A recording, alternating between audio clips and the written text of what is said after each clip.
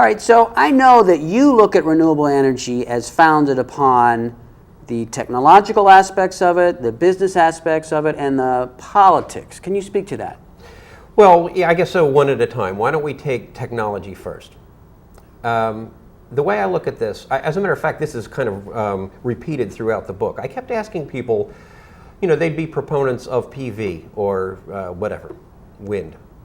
And I'd say, well, look, if you're into wind, and wind is a mature technology as well, they've been converting energy out of wind since they were pumping water out of Holland, a few hundred years ago.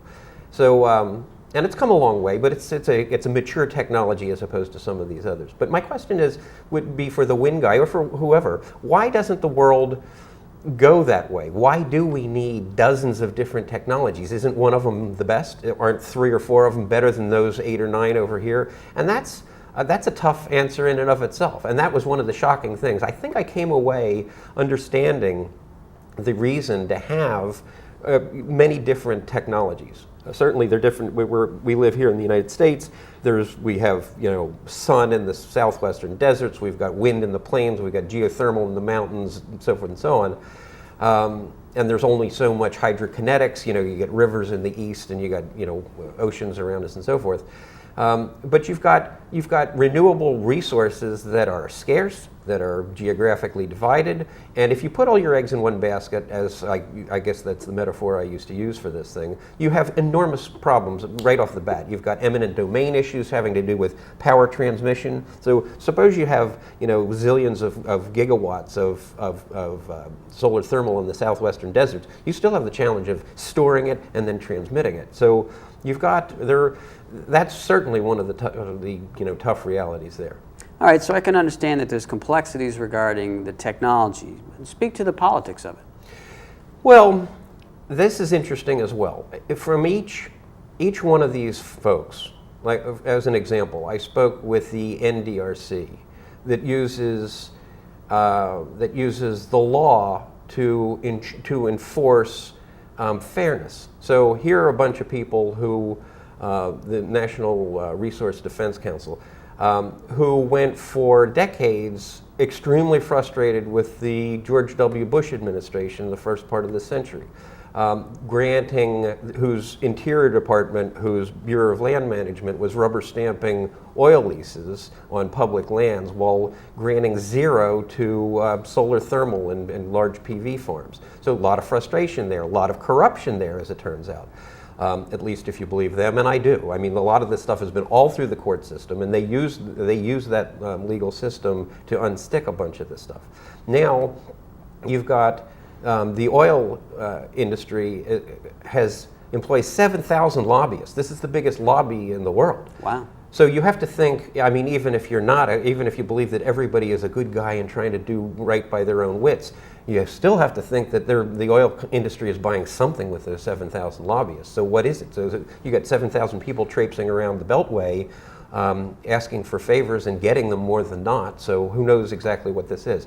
I published a blog post just this morning. I don't know whether you saw it. Bloomberg, a writer at Bloomberg, has a lovely short article about the fact that there's $12 in subsidies worldwide. This is.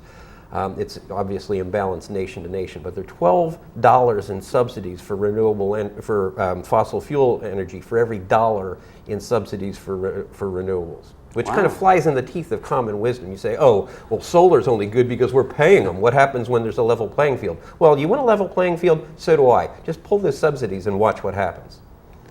Wow, yeah, to me that's counterintuitive. It is. Well, let's touch on the business aspect of this. Mm-hmm.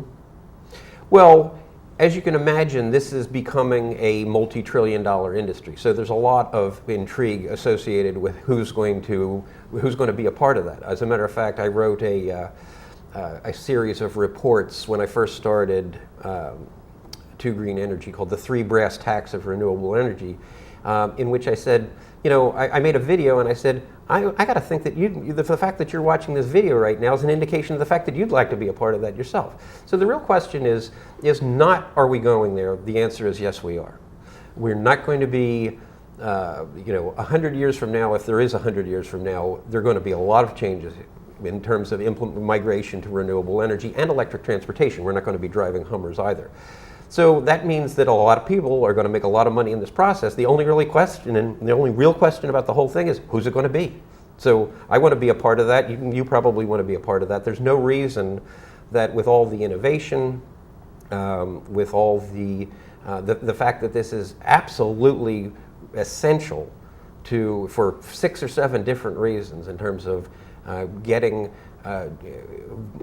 our dependence on foreign oil, in terms of health care. In other words, we're killing ourselves. The rates of childhood cancer are skyrocketing. We're empowering the terrorists. The price volatility in terms of energy. There are 5 or 6 completely different reasons, peak oil being another one. The fact that the actual oil supply and oil demand are going to be becoming farther and farther apart as we go down this chain.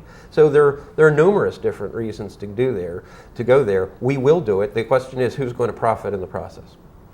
All right, so when we have this sort of mix of technology moving forward, and that's not going to stop, and then we have the interests of business to profit from it, and we've got this politics coming in from the side, which wields a lot of influence. Do you look at politics as being more of an obstacle to the whole process of coming up with workable solutions, or it's just a reality and you don't look at it that way? Well, I guess yes to both. I mean, certainly it is a reality. There is no I keep trying to find, just because a lot of my focus is on renewable energy and just understanding this a little bit better than today than I did yesterday.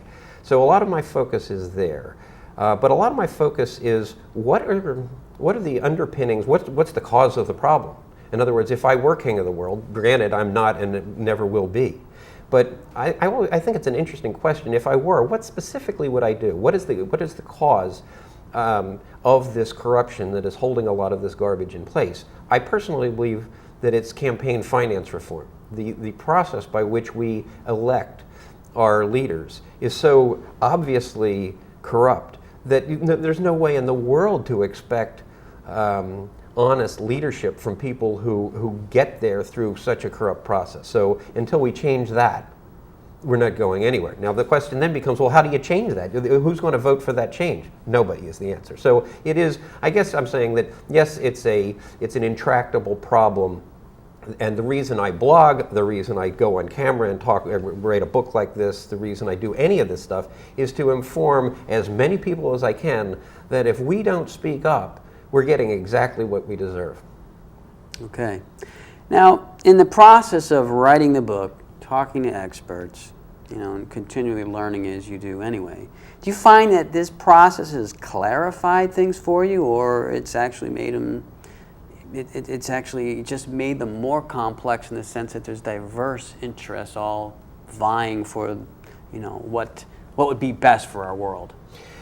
Well, it's an interesting question. I think that this is a complicated problem, and it's probably becoming more so every day for a great number of reasons, and associated with the 3 legs of the stool. In other words, there are more technologies, there's more innovation, there's more breakthrough, and it's happening at a faster and faster pace. And obviously, you have I didn't call it complication, but you've got Chevron.